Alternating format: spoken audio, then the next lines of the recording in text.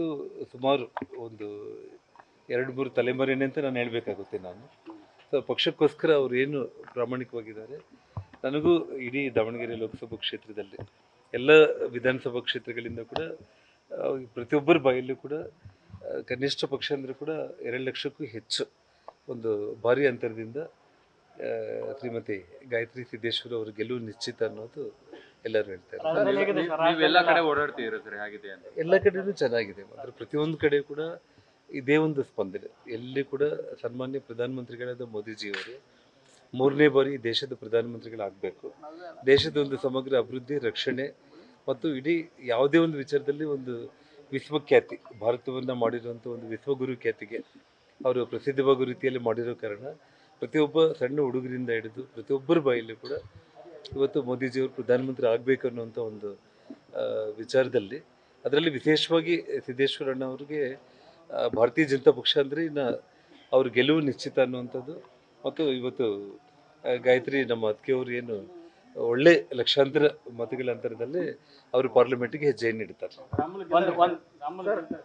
100% ಶ್ರೀರಾಮುಲು ಅವರು ಗೆಲುವು ಈಗಾಗಲೇ ಡಿಕ್ಲೇರ್ ಆಗಿದೆ. ಗಾಯತ್ರಿ ಅವರು ಗೆಲುವು ಡಿಕ್ಲೇರ್ ಆಗಿದೆ.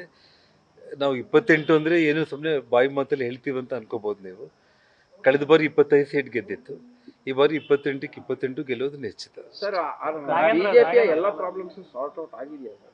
ಇಲ್ಲಿ ಪ್ರಾಬ್ಲಮ್ಸ್ ಇದ್ರೆ ಇಲ್ಲ, ಪ್ರಾಬ್ಲಮ್ಸ್ ನೋಡಿ ಸಣ್ಣ ಪುಟ್ಟವು ಏನಾದರೂ ಇರುತ್ತೆ ಆಗಲಿ, ಅದು ಯಾವುದು ಕೂಡ ಲೆಕ್ಕಕ್ಕೆ ಬರಲ್ಲ. ದೇಶದ ಹಿತದೃಷ್ಟಿಯಿಂದ ಭಾರತೀಯ ಜನತಾ ಪಕ್ಷಕ್ಕೆ ಎಲ್ಲರೂ ಮತದಾರ ಬಾಂಧವರು ಈಗಾಗಲೇ ಮಾನಸಿಕವಾಗಿ ಸಿದ್ಧವಾಗಿದ್ದಾರೆ ಮತ ಚಲಾಯಿಸೋದಕ್ಕೆ.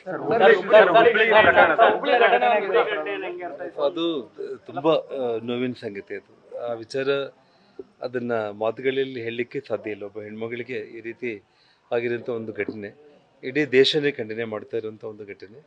ಸೊ ತಪ್ಪಿತಸ್ಥರಿಗೆ ಖಂಡಿತವಾಗ್ಲೂ ಕೂಡ ಅದೊಂದು ದೊಡ್ಡ ಪ್ರಮಾಣದ ಒಂದು ಕಾನೂನಿನ ಅಡಿಯಲ್ಲಿ ನ್ಯಾಯಾಲಯದಲ್ಲಿ ಶಿಕ್ಷೆ ಆಗೋದ್ರ ಮೂಲಕ ಇಡೀ ದೇಶಕ್ಕೆ ಒಂದು ಒಳ್ಳೆ ಸಂದೇಶ ಸಿಗುತ್ತೆ ಅಂತ ಬಿಜೆಪಿ ಅವರು ರಾಜಕೀಯ ಬಳಸಂತೀರಾ?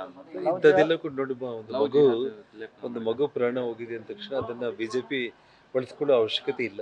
ಮೋದಿ ಅವರ ಗ್ಯಾರಂಟಿ ಮೇಲೇನೆ ಇವತ್ತು ಭಾರತೀಯ ಜನತಾ ಪಕ್ಷ ಗೆಲ್ಲುತ್ತೆ.